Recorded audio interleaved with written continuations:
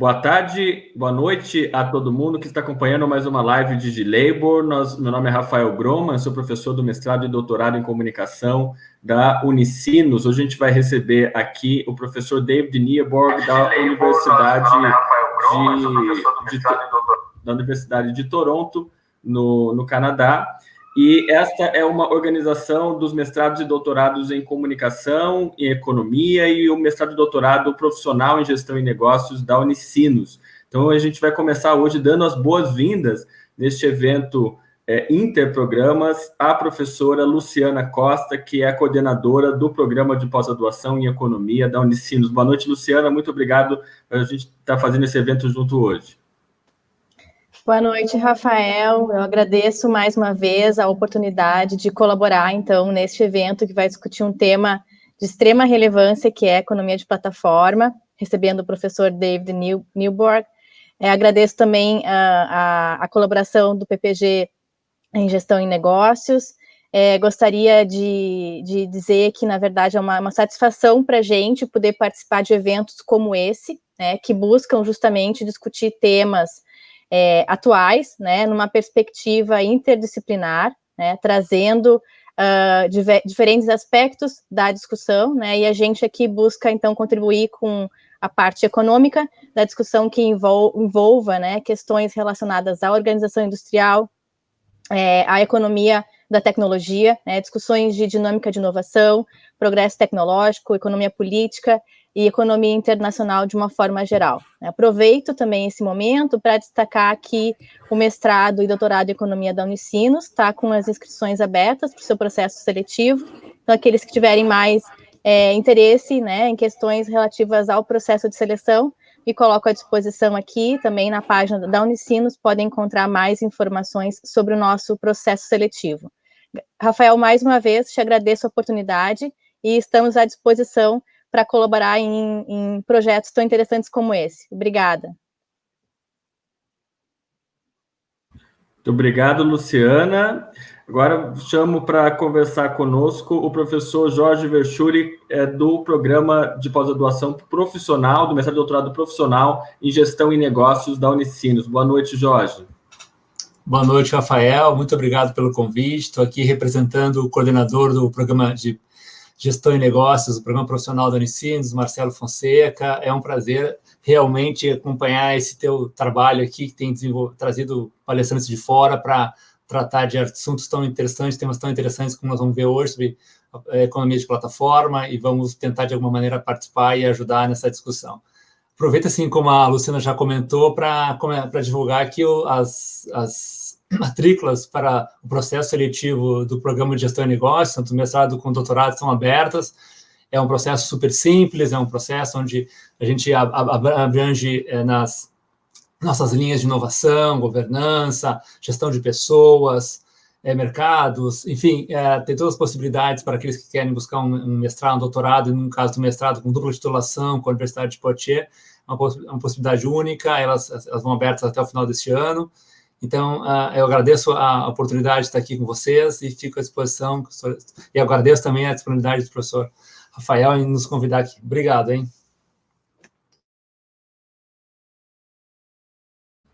Muito obrigado, Jorge. Também anuncio que o mestrado e doutorado em Comunicação da UNISINOS está com o processo seletivo aberto para mestrado e doutorado, o programa de nota 6. E agora nós vamos apresentar o professor David Nieborg, que é professor de Estudos de Mídia da Universidade de Toronto, pesquisa em Economia de plataformas digitais, pesquisa em indústria de games e o jornalismo de games, é coautor de um texto que a gente traduziu recentemente na Fronteiras, aqui na UNISINOS, Platformização, junto com o Thomas Poell e a Joseph Van Dijk. E ele tem vários textos publicados recentemente sobre Apps of Empire, sobre games, sobre a plataformização da indústria cultural, da produção cultural, que é tema do próximo livro dele, com mais 2 coautores sobre plataformização da produção cultural. Good evening, David. Thank you for having us tonight, and a great pleasure to having us in UNISINOS in Brazil. Good evening. Boa noite. Obrigado. That's all I can give. Thank you so much for the introduction. I'm excited to be here and to talk to you. So what I'm going to do is I'm going to show you some slides and talk through them. Yeah, you can see this well. Okay, so I want to give you some perspective on platform economics. As Raphael told me, or told you, my background is University of Amsterdam. I did my PhD there. I did a stint at University of Hong Kong, Chinese University of Hong Kong. Spent some time in Boston in the US at MIT, and now I'm at the University of Toronto. The slides I'm going to show today are online. If you go to bit.ly/digital-labor October, all in lowercase, you can download all the PDFs that I'm going to talk about today and the slides that I'm showing. So if you find this interesting, I'm going to talk about some readings, and I don't have the time to go in depth with all of it. So if you find this relevant, please download it. I want to start with a story. In 2015, I was working and living in Hong Kong at the Chinese University of Hong Kong. And for those of you who don't know, the Chinese University is in the northeast of Hong Kong in what they call the New Territories. And if you want to get downtown, you have to take the metro. And one of my first mornings there, I took the metro and I took this picture at the time with my phone. And as you can see, the metro is yellow. And you're like, okay, why is he showing me this? It has all kinds of little soldiers on the side. Then I hit downtown, you resurface again, and then I saw these double-decker buses. Right? The great thing about Hong Kong is this funky mix of UK influences and architecture. So you have red double-decker buses, and then I saw this bus. I went down again in the metro, and I saw more yellow, this PR marketing material on the side of the walls of the metro station. A couple of weeks later, I went to Korea, and I landed in Seoul, and I saw it again. So from Hong Kong, this multi-million billion city, massive city, I went to Seoul. Seoul is as big a city, metropolis, and I saw Clash of Clans commercials there again. So why am I bringing this up? Well, you have to know that Clash of Clans, it's just an app. And Clash of Clans is quite a simple game. It's one screen, you build a base, and you attack other bases. This is what it looks like. It's not super complicated. It's not a stupid game. There is some strategic depth to it, but you can learn it in like a couple of hours. You don't need Twitch kind of skills. It's all about building a base and strategizing. So it's a fairly simple game, as you could say. It's built by a dozen people, a dozen developers. 8 programmers, 2 leads, a support lead, an analyst, and a community lead. So that's about a dozen people. So this is my question that has sort of driven my research for the last 5 years. This small little app is built by this, developed by this company from Finland called Supercell. They have 4 apps, Clash of Clans and 3 others. They have 230 employees. In 2015-16, they made $2.3 billion in revenue. And if you do the calculations, that's about $220,000 per developer per day. So that's, I always say, don't take a sick day when you work at Supercell. It's going to cost you. So this really small company, by all means, this is a fairly small company in Finland, is able to sort of paint the city of Hong Kong yellow through marketing, and is able to have this massive amount of marketing in Seoul, in Korea, and all over the world. In London, the same, Toronto, the same, maybe Brazil as well, wouldn't surprise me at all. So in that year, 2015, they collected 7.7% of all game app revenue, which is billions of dollars, right? So $2.3 billion US dollars. So I found that so interesting. And And for me, the game industry always has been and still is sort of the canary in the coal mine. What's happening in the game industry seems to be slightly ahead of the curve. And so I'm super interested in this question, like what is happening in the game industry? Will that happen in other industries as well? And increasingly, we also see other industries that may be even more ahead of the game industry. So I had these thoughts and ideas, and I always was like, oh, game industry is so fascinating. The technology is so advanced. There's so much money, etc. So I started to have these conversations with my colleague from the University of Amsterdam, Thomas Poell, and we decided to write up a paper about it. This is the first paper I'm going to highlight, and with the link I've showed you, I'll show the link again at the end. You can download all these PDFs if you're interested in this kind of work. But Thomas and I had these ongoing conversations of what makes the game industry different and unique. And Thomas is coming from research on journalism, mostly. So we started having conversation, how is journalism and news changing with the introduction of platforms, and how is the game industry changing? And what's fascinating for me about the game industry is that there always have been platforms in the game industry. You always had Ataris, PlayStation, Xboxes, and now mobile phones. So our conversation started with that notion of platform dependence in the game industry, and Thomas Poell was saying, hey, but the news industry is not really platform dependent, or it's at least different. And how different is that? So in that thinking, we developed a sort of what we call a framework, where we draw from three major fields of study: critical political economy, business studies, and software studies, that allows us to look at institutional changes in markets, economic changes, infrastructural changes, mostly technology, and governance changes, regulation.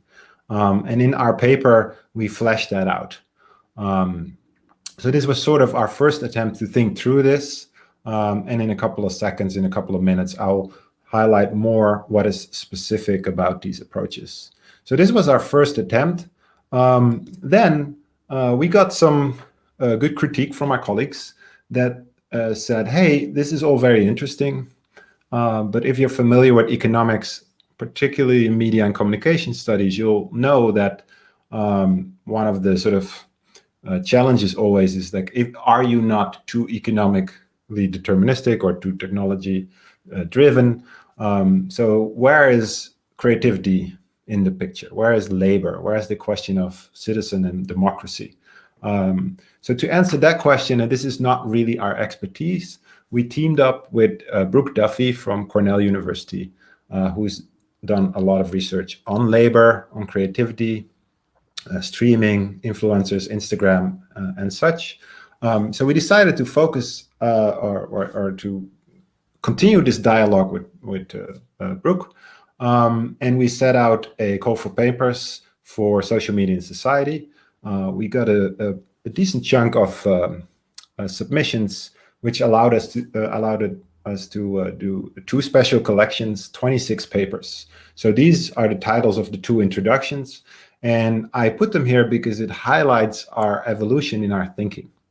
So initially we were interested in these questions about economics and infrastructure, but we got so much, I wouldn't say pushback, but critique and conversations of our colleagues that were saying, hey, but you should think about labor more, about intersectional issues of people working in the creative industries, in the cultural industries.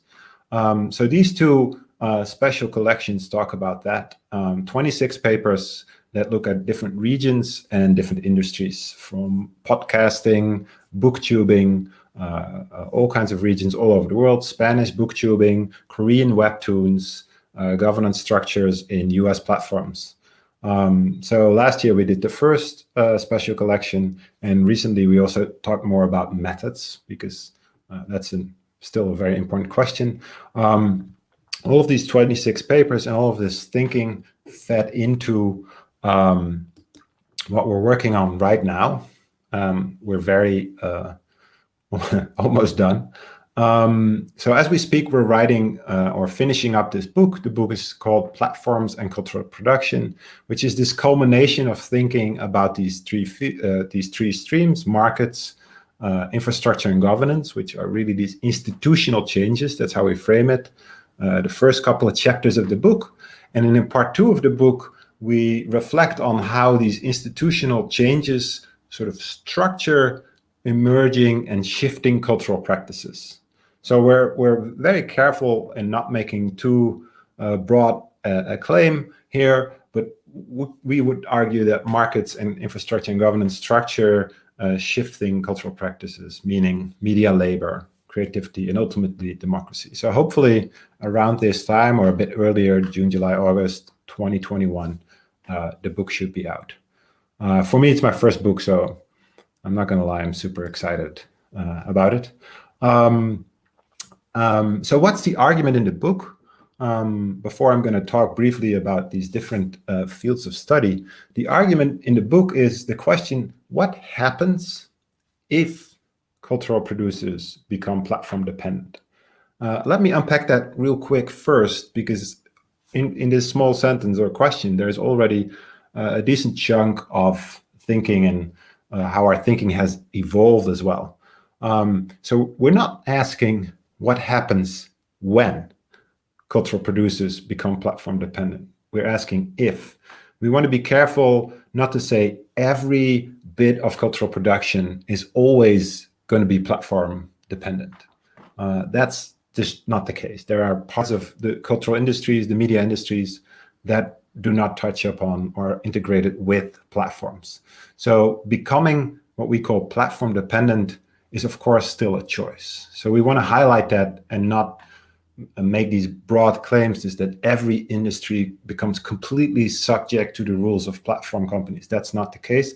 But when they do, if they choose to do so, it has massive ramifications. So what happens if what we mean by cultural producers we're only looking at for-profit or professional or industrial cultural producers, so game developers who do so, as a job, professionals, these industrial practices, so to say, influencers, not people who do it on the weekend, so to say, or as a hobby, but again, industrial practices, influencers, creators, webtoons, for example, in Korea, you name it. So it's industrial producers, and they become platform dependent, and that means integrated with platforms.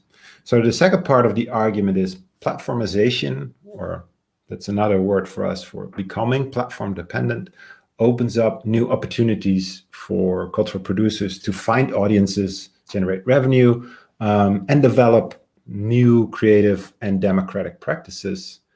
So that first part is sort of the argument of the democratization of cultural production, right? New platforms open up new opportunities, and that's undeniable. There is very few people who would deny that or push back on that. You can find new audiences so quickly, especially now with Instagram and TikTok and Twitch and such. But of course, simultaneously, this leads to an unprecedented concentration of economic and infrastructural and political cultural or political economic power in a few platform corporations. And the book then tries to unpack all of those parts. First, we say platformization proceeds through a business model alignment. That's our way of saying if you become platform dependent, you have to align your business model. And in a couple of minutes, I'm going to talk about what that means, right? So the economic ramifications of aligning your business model with a platform has massive impact. The second part is complementers integrate their own production and distribution and or monetization infrastructures with platform infrastructures. There's a lot of good writing recently on platforms and platform infrastructures. But again, we're interested in how this plays out in the cultural industries. What does it mean to become infrastructurally integrated in a platform? So we talk about tools, APIs, software development kits and such, and especially the politics of using certain tools and using certain data sets and data infrastructures. And the third part is then governance, or what we call regulatory standardization, which occurs as platform govern how platform or how complementers interact with consumers, or as we say, end users through platforms. So this is the high-level argument. What I want to do then is to give some highlights of my recent work. What I've tried to do, these questions about critical political economy and business studies and software studies, I've worked with different co-authors and teams to do sort of 3 case studies that feed into the book. So for the remainder next couple of minutes, I'm going to talk through these 3 case studies to sort of show you what each of these perspectives can bring for us to understand the platformization of cultural production. So these are 3 case studies. So let me start with case study number 1, which is very much a traditional media studies, communication studies approach, rooted in critical political economy. So it's about questions of power, capital. It's of course, a very economic perspective. And it looks at shifts in markets, mostly. What does this look like? Well, this paper published fairly recently this summer in Social Media and Society, we take on this traditional question of imperialism. This question of and imperialism is always about flows of capital and flows of power. And we ask, and when I say we, I should say, and work together with this, with Chris Young and Daniel Joseph. At the time they were my postdocs. Chris is now a librarian at the University of Toronto, and Daniel Joseph works in Manchester. He's a senior lecturer there right now. So we asked a fairly simple question against the background of the evolving game industry. And the game industry, for those who know, has gone through this massive shift of platforms. What does that mean? Traditionally, the game industry was dominated by consoles, as we call them, dedicated hardware, Xbox, PlayStation, the PC, of course, and Steam. And the last decade, we saw an additional revenue stream and additional platforms, which we call freemium or free-to-play, which is tied to mobile phones. The last couple of years, there is more blurring of this. You have free models on consoles, but this division historically still exists. So we are interested in this shift from premium to freemium business models. What happens?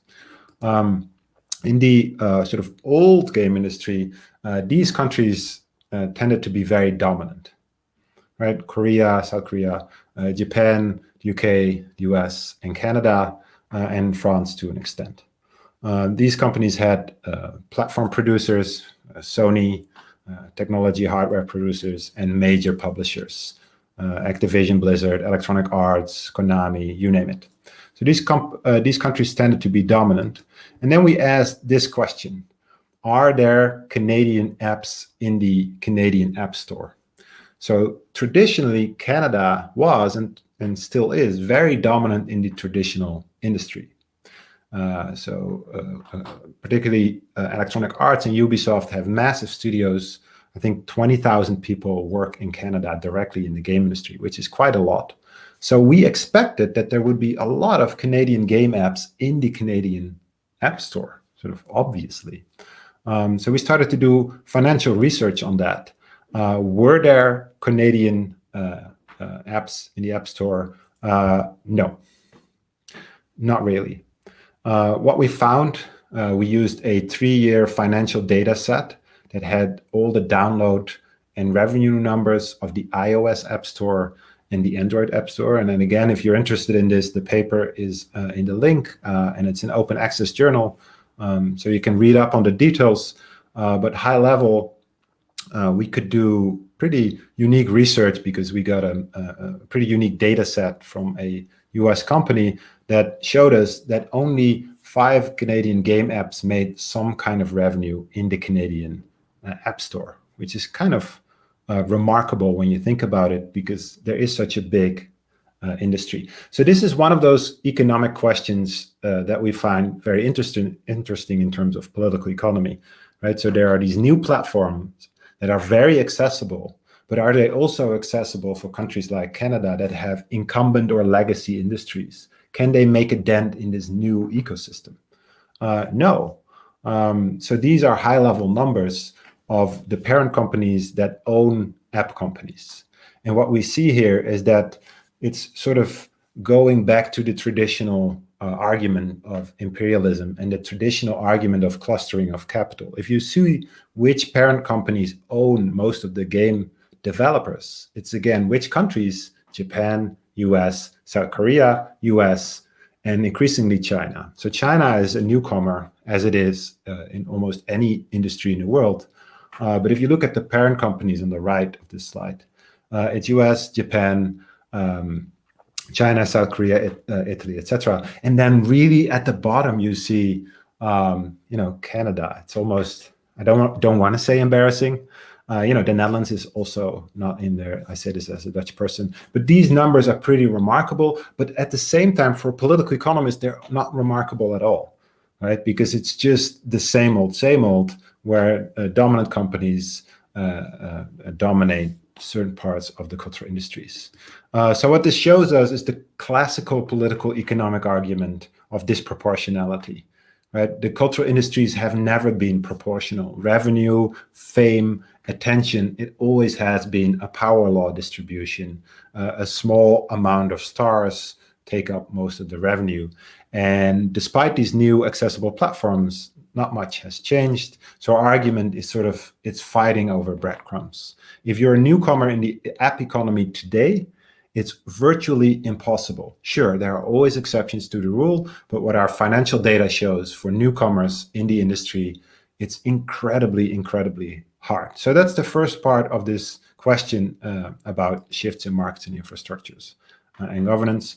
The second thing we did is not only look at critical political economy, but also engage really deeply with business studies. Because political economy, for me, that's where I'm coming from intellectually, but it's not always well equipped to deal with most of the cutting edge ideas in economics. That's what I think, at least.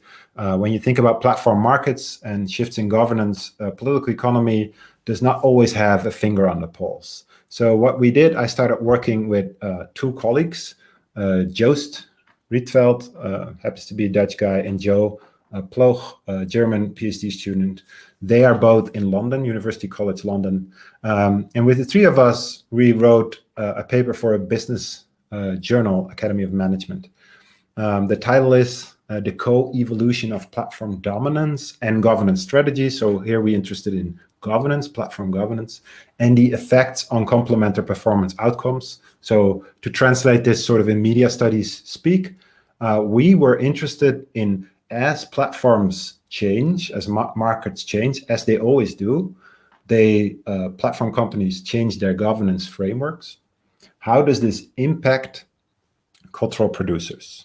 So when platforms become more dominant, Facebook becomes more dominant, Google becomes more dominant, the choices they make and the governance frameworks they set out, how does that impact cultural producers, or what we call complementers? We looked at these cases. So the paper is fairly long and goes really in depth with a lot of economic data, if you're interested in this. Also in the shared folder here, we looked at the App Store, iOS App Store. We looked at Kickstarter, which is crowdfunding. We looked at Kiva, which is microfinancing, which is such a fascinating platform. This was really revelatory for me. And I'm very familiar, and you may be, with Steam, which is a PC platform. So to summarize the argument we made in that paper, it's not so much a political economic argument. It's much more of an economic argument. And in mainstream economics or business studies, one of the key terms is, of course, how do you gain a competitive advantage? And we sort of flip that by saying, if you enter platform markets, you are inherently at sort of a competitive disadvantage. Why is that? Well, there's an increase in market entry. There's more price pressure, rising acquisition costs. And I'm going to give you some very quick examples in a second.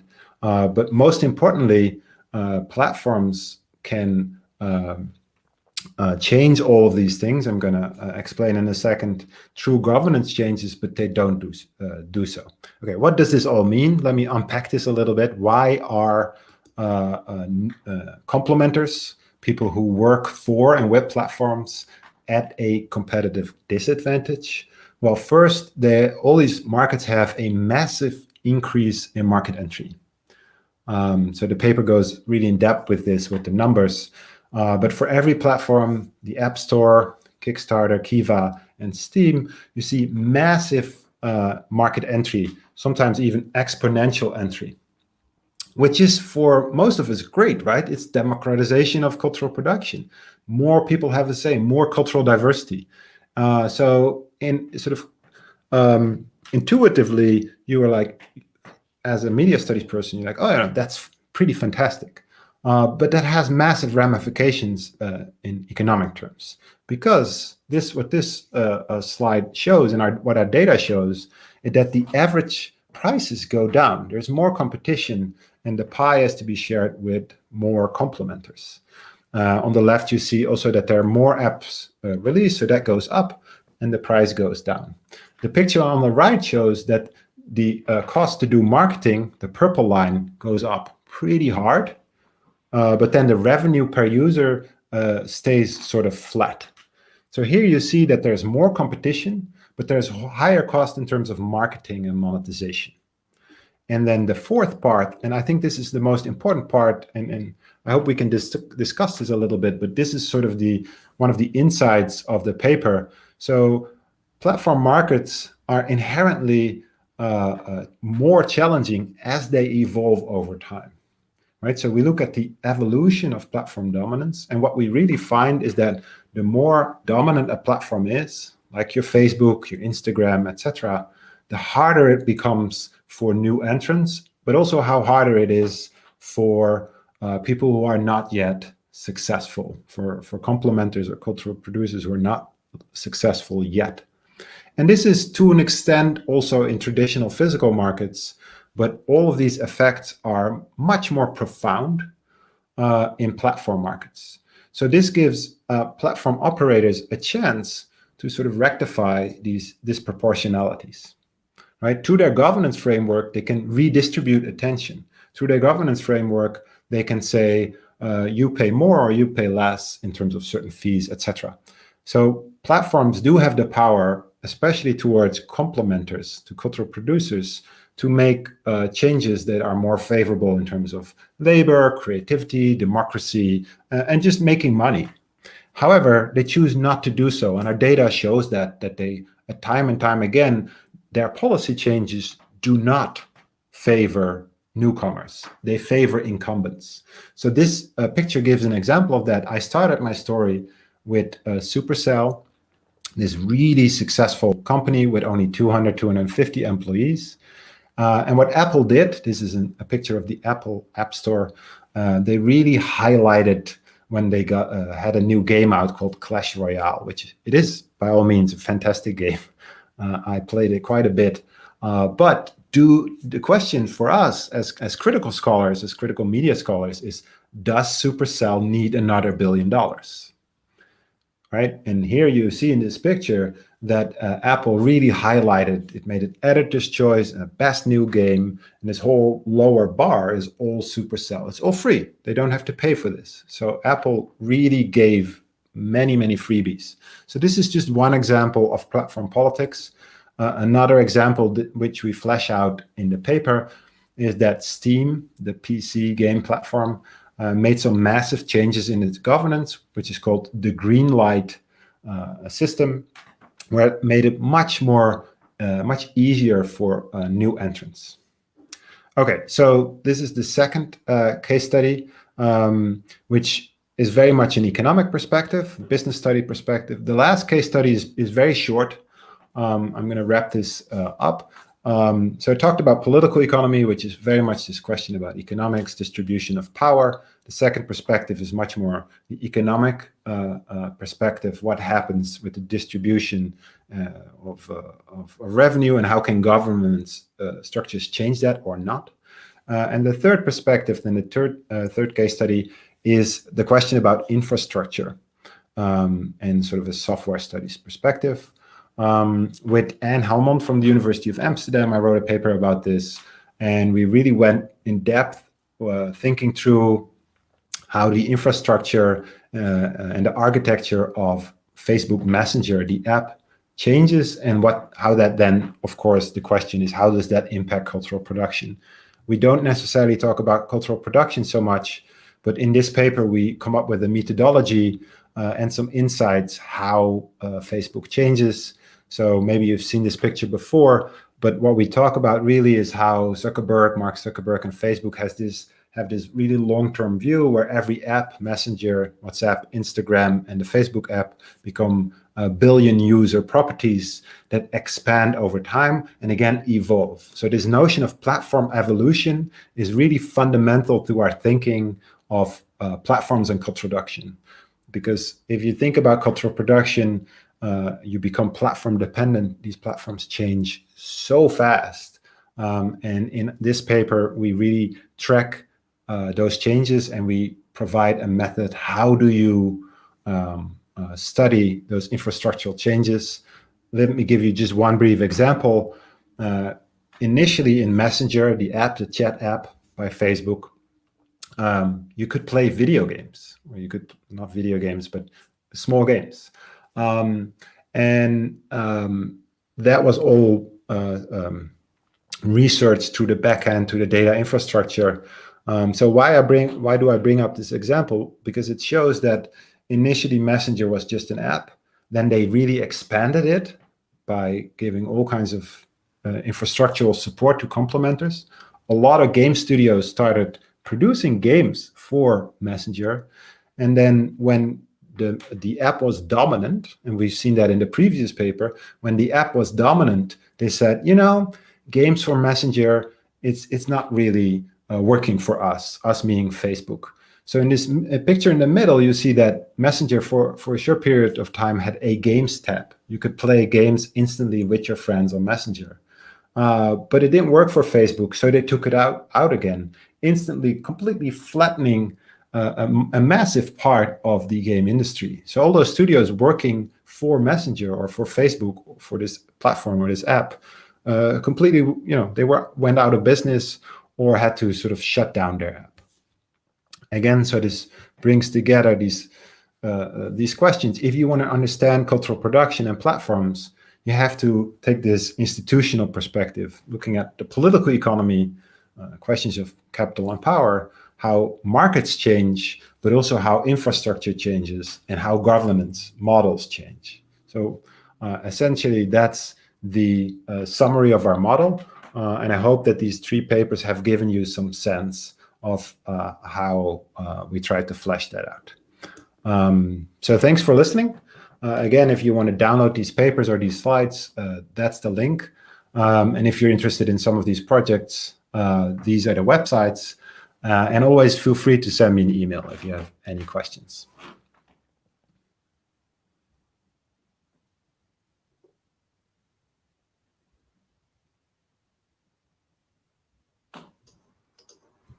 Okay, thank you very much, David.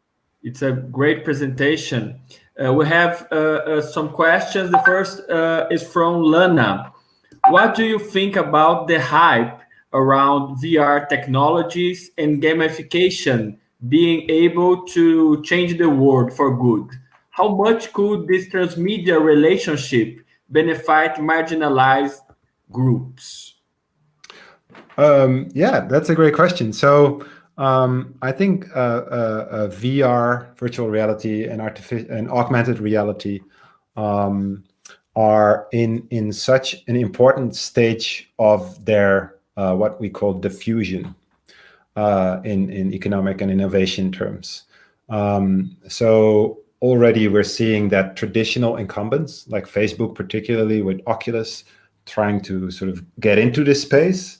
And I hope that you've seen what was sort of a red thread through my argument is VR and AR can be technology that is not platform dependent necessarily, right? It's not a done deal that you use certain technology that is tied to a platform. So you can have tools and technology that may be sort of platform independent.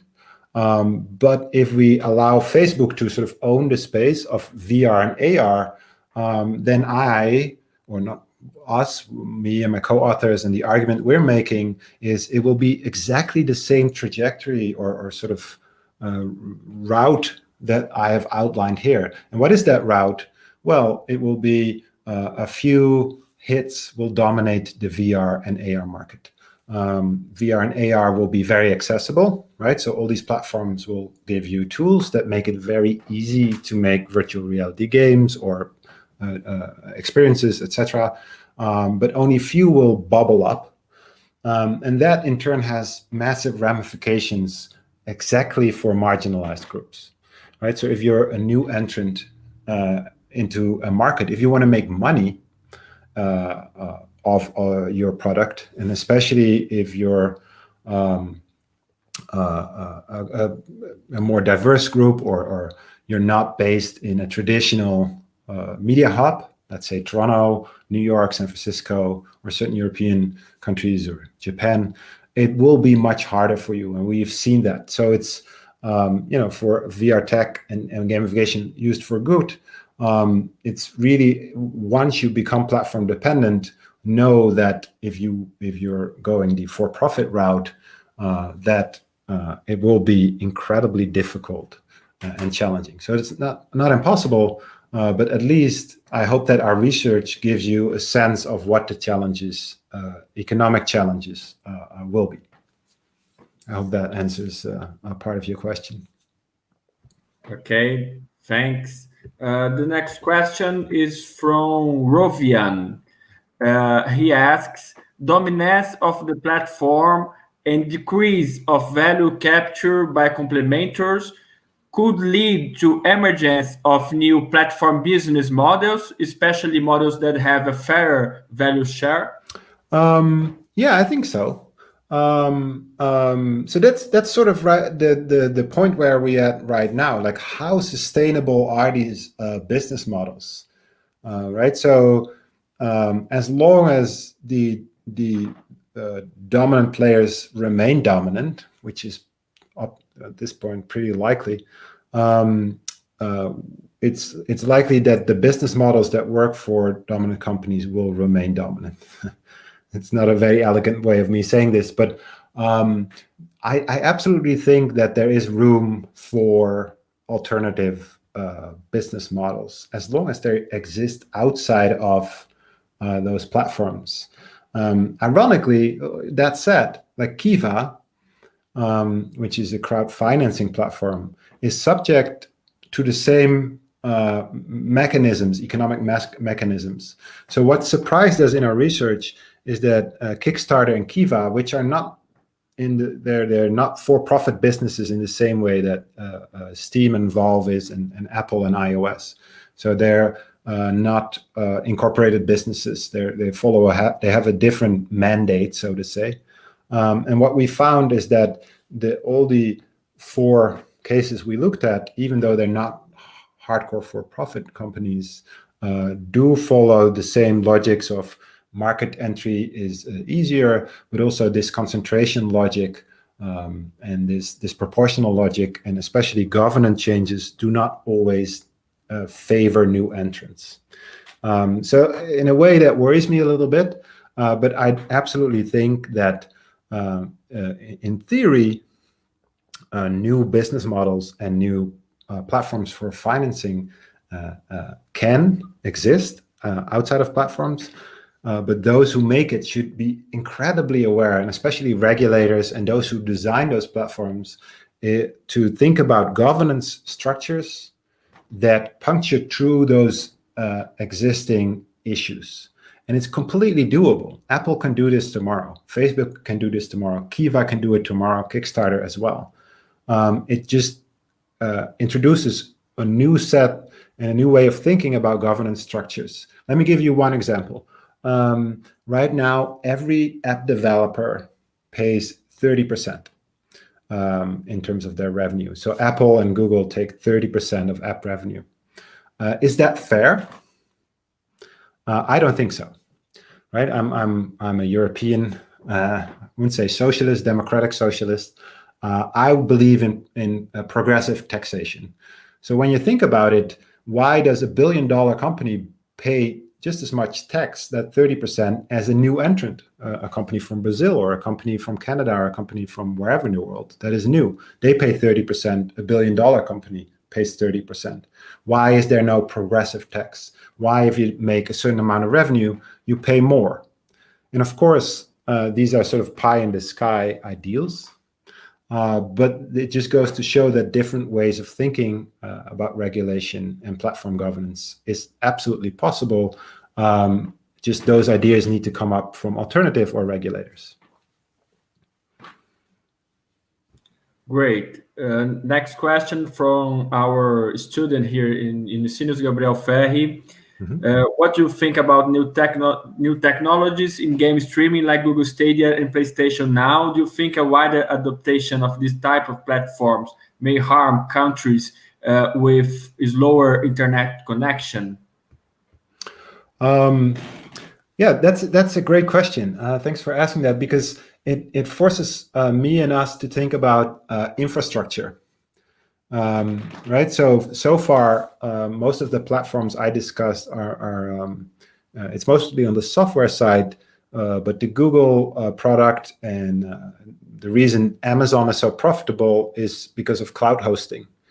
So on the one hand, what is slightly tricky, and I wouldn't say dangerous, but what's let's say tricky. What is tricky about Google and PlayStation Now and sort of streaming is that they try to frame it. These companies try to frame it as, okay, the industry becomes more accessible, right? The market for an inexpensive device, like with Google Stadia or with PlayStation Now. With PlayStation, you do need an expensive device, but there's this notion of, again, lowering of the barrier to market entry.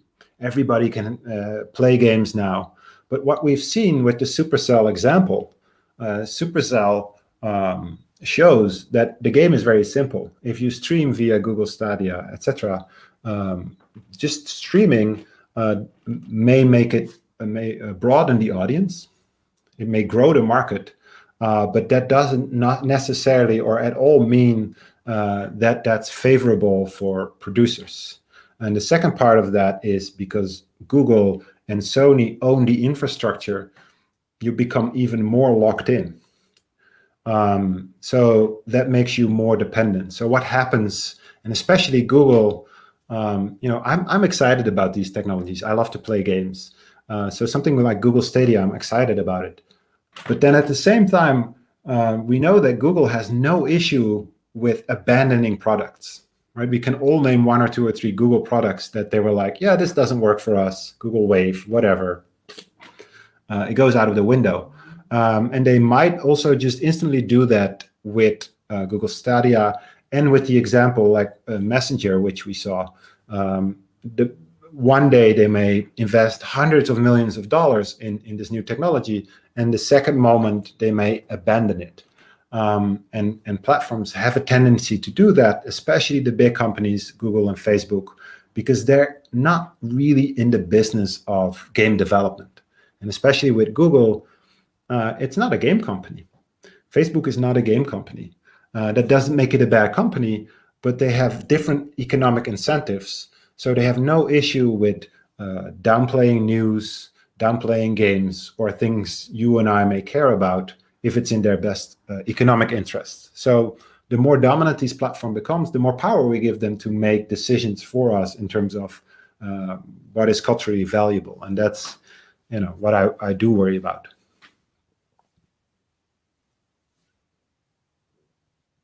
Okay, great. I have 2 questions. The first, last week, 1 second, I will, here, okay. Last week, an article was published in the Internet Policy Review, Platformization in Game Development. I don't know if you read this article. And the authors challenged your notion of platformization and argue that platformization is not always accompanied by datafication or surveillance, and they exemplify about platform co-ops around game development. What do you think about that? And how do you platform co-op? Yeah. So I have happened to have read that paper yesterday. We didn't coordinate this, just for the record. This is it feels like we this is not a setup. It's they ask a great question that we've been asked a bunch of times. So what this paper argues is it's very much focused on games, and what they're arguing is saying this logic you describe in some other work that I haven't discussed today that much, but in some of the work with Thomas Poell and Professor José van Dijk, we talk about questions about platformizations that are not only about the cultural production and not only about the cultural industries, but one step up, so to say.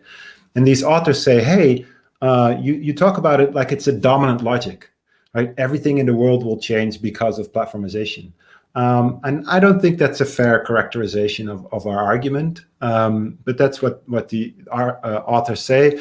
I like that they bring it up because it really forces us to be super specific. And that's why I started today's talk by saying not every mode of cultural production will be platform dependent, right? We're very aware of this notion of platform determinism or platform essentialism. I want to be super clear that we are very mindful of that critique. The other part which they bring up, and this is maybe too detailed for today, but they raise it, and I think it's an interesting question, is where does a platform begin and a tool end, or vice versa? They talk a lot about tools, like Unity for game development and Twine. And so in the book, we really go into depth the question about tools, because that's a question in cultural production that is not talked about that much. And what tools really do is they lock you into the platform infrastructure. That's our way of thinking about platform infrastructure, this question of tools.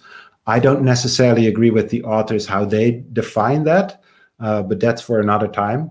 But they raise some, they help us have a better, more precise, they force us to be really precise in this conversation. And, in a conversation like this, it's harder to be precise, but I hope in our writing, and especially in our book, that we're super precise by saying in different regions, in different countries, in different industry sectors, we see different ways that platformization plays out. It's not a universal logic at all. And the most interesting things about our research is to look at, okay, the game industry in Brazil, how does that differ from Brazilian newspapers becoming dependent on Facebook, right? So there are differences there, but there are also similarities in terms of economics and infrastructure. And having that conversation with a somewhat of a coherent framework, we hope, that's our ambition and dream, that we can have a slightly more informed conversation by having some shared ideas and concepts.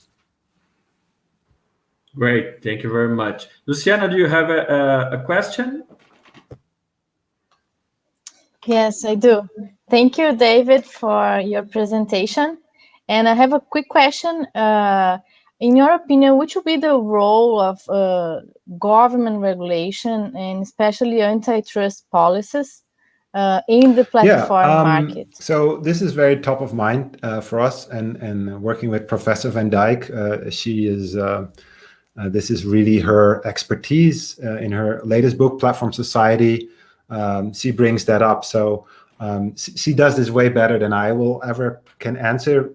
Antitrust is not, and regulation is not my main expertise, but what she raises, which I think is important, is this question about norms as well, right? So right now I'm in Canada, I live in Canada, and Canadian culture is very similar to the US or American culture, or whatever that means, but Canadian policymakers have throughout the decades been very protective of CanCon, that's what it's called, Canadian content.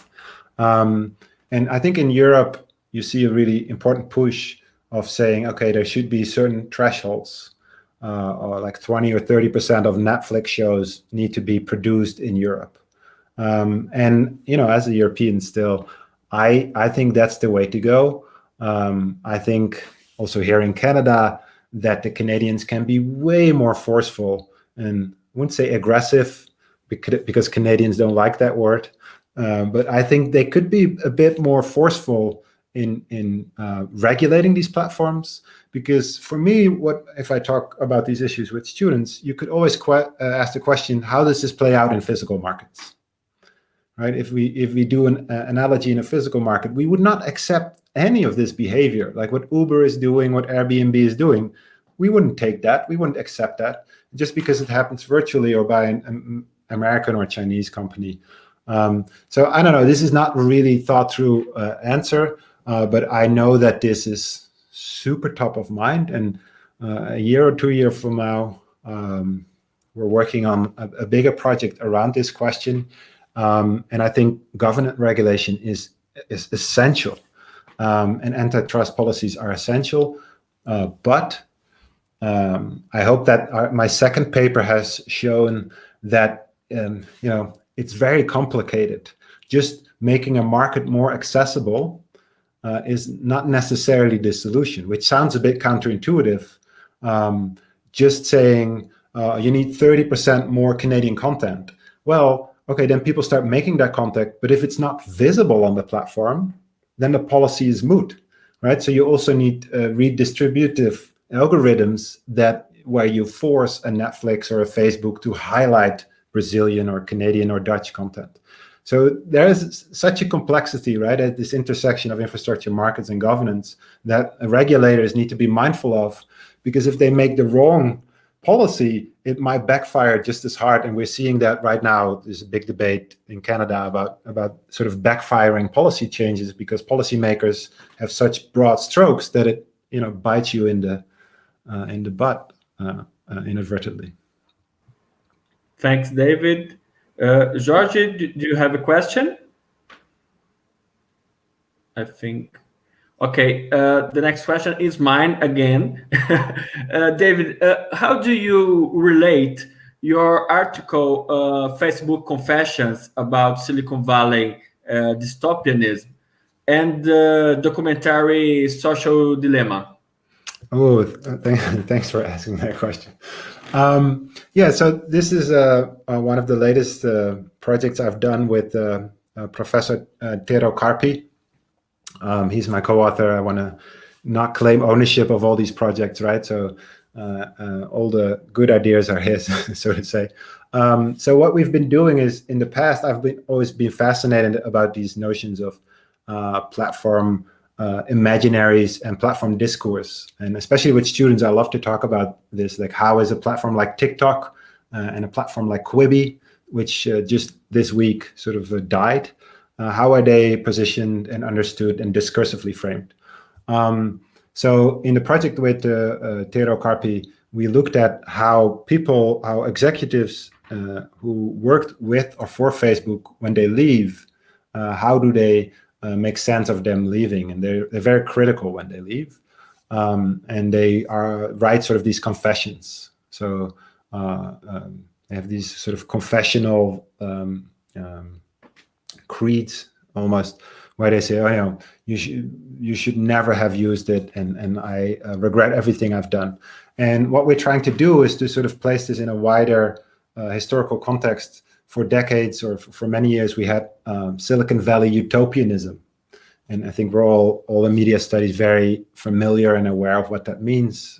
Silicon Valley, San Francisco, it's pretty cool what's happening there. We should make a Canadian Valley, or we should make a Dutch Silicon Valley, or Berlin Valley, or whatever. So that model is very much emulated. But tying into the previous question about regulation and antitrust, now finally we're seeing sort of the big techlash and a new wave of Silicon Valley dystopianism. And if we want to have an informed conversation about antitrust and regulation, that's good, right? I think we need more platform criticism. However, what we found is that most of the criticism ties into existing frames and sort of problematic ideas about media effects, right? So this is, for us, people listening right now, students, us, faculty, academics, what we can take away from this is there is a real job for us not to let executives who leave the company speak and frame it as, our children are so addicted to Facebook, and addiction, and people are sort of mindless zombies. That's not how most media studies people think about users, right? So there's really a moment for us to reclaim that debate, to play a bigger role in that debate.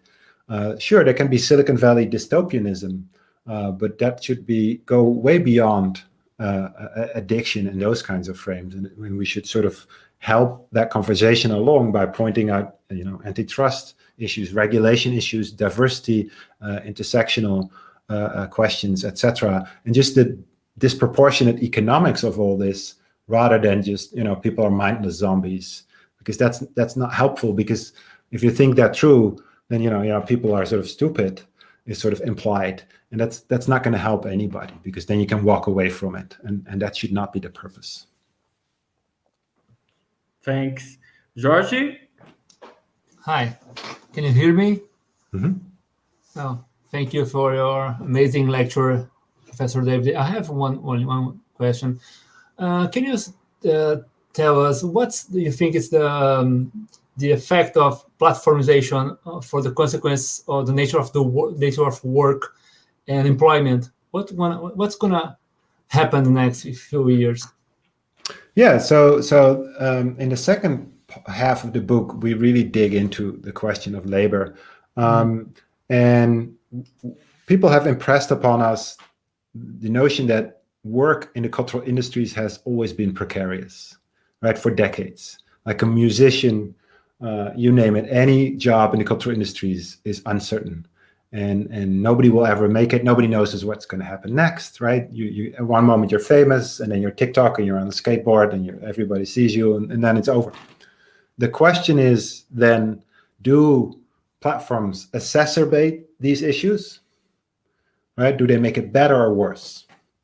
And based on our, my economic data, based on the research by Brooke Duffy, and many, many others, right? So we're far from the only people who are looking into this, but every study on Uber, on Lyft, the gig economy, but also cultural production, shows the same thing over and over again, that it becomes more precarious and not less. So this all ties in back to this question of regulation, government regulation, and intervention, because it all trends toward more. So the short answer, it becomes more precarious.